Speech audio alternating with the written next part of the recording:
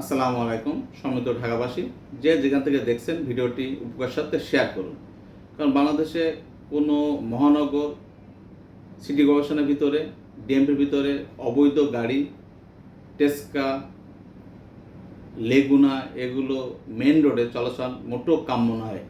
আমরা যারা নিয়মিত কোর্ট কাছারিতে আসি, অফিস আদালতে আসি, আমাদের প্রচুর সকালে মেন রোডে একটা যানজটের সৃষ্টি হয় এবং আমাদের টাইম ওয়েস্ট হয়।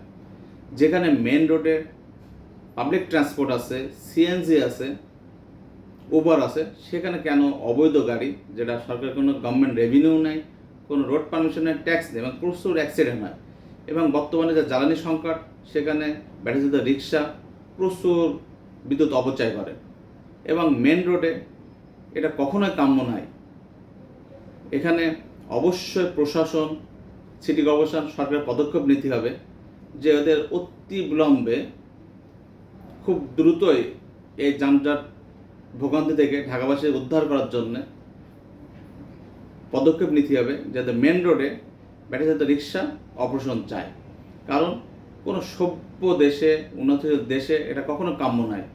আমাদের রাজধানীতে যদি কোনো ফরেনার আসে, তা এটা দেশের জন্য খুব সম্মান ক্ষুণ্ণ হয় এবং প্রচুর অ্যাক্সিডেন্ট, ছিনতাই, রাহাজানি এই ব্যাটারিচালিত রিক্সা। এদের অতি বিলম্বে এদের অপারেশন চাই। সকলকে ধন্যবাদ।